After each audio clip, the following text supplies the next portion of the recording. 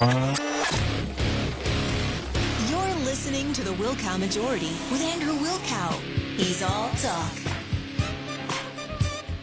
All right, we still have some more primaries to go. I see the left is now attacking Yesli Vega. They're really unhappy about Mayra Flores. Casey Garcia is running as a conservative in Texas. I think it's 28. Man, you got a lot of young Hispanic women running as conservatives. And you have a media that's willing to ignore, and we're going to have Asia Smith back on the program. I actually spoke to her this week, and I'm like, it was really my bad for not booking her sooner. But you have a lot of black women running as conservative Republicans, like Asia Smith and Philonise White and Tamika Hamilton and Laverne Spicer and others. I can't name everyone. You know, the truth is diversity overturned Roe v. Wade. That's a fact. 186-95 Patriot 957-2874. All right, there's a primary, I believe, tomorrow in Illinois. Joining us on the program right now is James Marter. He's running in that primary in the 14th district. How you doing? Hey, good afternoon, Andrew. Great to be on your show again, and it's a great day to be American, isn't it? All right, so how many people are in this primary? So we have 5. There's three who don't live in the district, never lived in it, can't vote for themselves. There's myself, and there's an establishment guy who's endorsed the Democrat in the Republican primary in Illinois. All right, so you're running as the conservative, I guess. Is that's what you're telling me? Yes, I'm the House Freedom Caucus conservative. I have the endorsement of Congresswoman Mary Miller, who President Trump just came to Illinois at the Save America rally. We were there. It was a great rally with President Trump Saturday. So let me get into this with you. So the AP, I see it's getting picked up. The AP reported it first. Axios picked it up. CNN picked it up. That even with the knowledge of this draft opinion, which is now the Dobbs decision has essentially overturned Roe v. Wade and sent abortion back to the states. 1 million Democrats. That's not a small number going into a midterm. 1 million Democrats have become Republicans. So you have states where, you'd have to tell me more about your district. I mean, I know that I've interviewed 2 Republican candidates running in Chicago, which is crazy. I mean, I never knew that Illinois' first congressional district, the south side of Chicago, even had Republicans. But apparently you've got 2 people running in the primary as Republicans, against each other, which is pretty amazing. Do you see a greater opportunity here? Because, a lot of prognosticators were like, well, if this gets overturned, it's going to fire up the Democrat base. Turns out 1 million Democrats just became Republicans, knowing full well this was going to happen. Yeah, absolutely. Look, here in Illinois, we need to be on offense, and it's not really been it's been the conservatives stepping up. I know all the folks in that race you're talking about. It's great. We have 9 or 10 Chicago districts, right? They put these spoke wheels into Chicago, shoot them all out into the suburbs. But it's great to see. I know almost all the candidates of those races. I'm glad to see conservatives stepping up and running in these Republicans. We got to take our message to the people in Chicago. The problem is we've abandoned the people of Chicago. We don't take our message out there. The Illinois GOP ignores it at a statewide level, and it's time to do it. I'm glad they're there.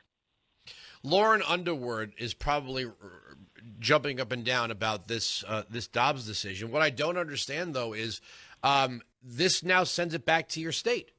And probably the largest concentration is Cook County voters, right? Right, exactly. And Illinois is the abortion capital of the Midwest, if not the United States. We've got the worst abortion laws from a pro-life perspective. The governor of the state made us a sanctuary state for abortion, and we're paying for it with your tax dollars and ours through federal tax subsidies. So, in other words, probably there's not much risk of Illinois being an anti-abortion state per se. Not without us winning the governorship with Darren Bailey and taking it back here. Trump endorsed him Saturday. He looks like he's going to win the primary. We'll see who comes out there, but we've got some opportunities to shut some of this down. But we have a long way to go. We have to take back the state house. We've lost. We're in a super minority on both sides. Even this cycle would be impossible to pick that up. So it's a long way to go for Illinois. Yeah, I'm sure it is.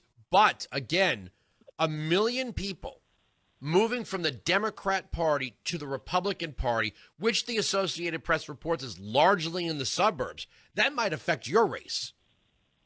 Yeah, absolutely. And we have open primaries here in Illinois. You just walk in, grab the ballot you want to vote. So it'll be interesting to see what happens. So far, the early vote, which is almost over, we have 40 days of early vote, or sometimes we call it 40 days of fraud here. But that's been slow, so it's actually down. Maybe, and this is a weird election for us. Never had a June 28th summer primary, so it's going to be an interesting day tomorrow.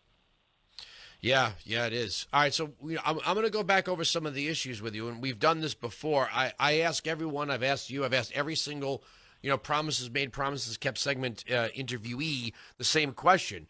You have over 1 million people moving from the Democrat. It's funny, and listening to Mayra Flores, which her victory, I think the smart Democrats know that's a problem, right? You have a district in Texas that's been Democrat for well over 100 years. She comes in, she wins handily, and she's been very articulate in this about the Hispanic vote. She was like, look, a lot of Hispanics voted Democrat when they believed that they were better stewards of the economy, but we're also pro-life, that it was a struggle with the kitchen table issues. But now that the Democrats have managed the economy so badly, you have people that are moving to the Republican category, not just because they're pro-life, but because there's really no reason for them to vote Democrat anymore. And you and I have talked about cutting the spending. Anyone who thinks that Joe Biden's policies are not to blame for what's happening right now, then fine. You either don't understand or you're just such a card-carrying Democrat that you refuse to admit it. But I think the overwhelming majority of people now see that you can't just spend trillions of dollars on phony COVID relief. You cannot just cut off supplies of oil and think you're gonna somehow manage that with cash giveaways. That you cannot find prosperity in expanding the money supply. That you have to cut spending and you have to grow energy. That's right. Look, I mean, I'm 100% pro-life. I'm actually the only really 100% pro-life candidate in my race. I'm endorsed by the Illinois Federation Right to Life, McHenry County Go Pro-Life Victory PAC, Illinois Family Action, great organization here in Illinois. In addition to with Congresswoman Mary Miller and 120 other local and elected and Republican officials, but it's these issues. We got to dismantle the Biden policies that robbed us of energy independence, bring American energy back, build the Keystone XL pipeline, stop the policies fueling inflation, which was the spending, folks. It's real simple. I studied economics at Purdue University, and it doesn't get any simpler than this. What they're doing in Washington is out of control. We have to stop them. We have to stop Lauren Underwood. She's a radical left Democrat. She votes with Pelosi and Biden 100% of the time, and it's not going to stop with her. And she's radical and pro-abortion. Hey, by the way, we just had Kamala Harris come in for Lauren Underwood in Plainfield, which is right in the heart of my district. They had all the radicals out there. We greeted Kamala on the highway in my town as she was driving by. But it's we've really got to stop the policies that's driving the inflation. It's coming right out of Washington. A wise old Democrat once said exactly 30 years ago, it's the economy, stupid. That was James Carville, and he was right. I mean, how much worse? Yeah, can something always get worse? Of course it can, but how much worse?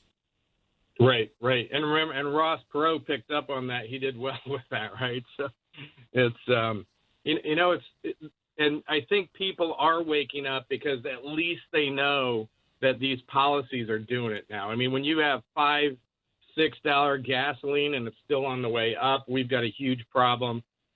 You've got them cutting off energy. And in Illinois, they're crazy. Our Illinois Democrats, they want to shut down all of our coal plants and nuclear plants in the next 5 years. We're going to be that dark spot on the United States map like North Korea, if we don't stop them.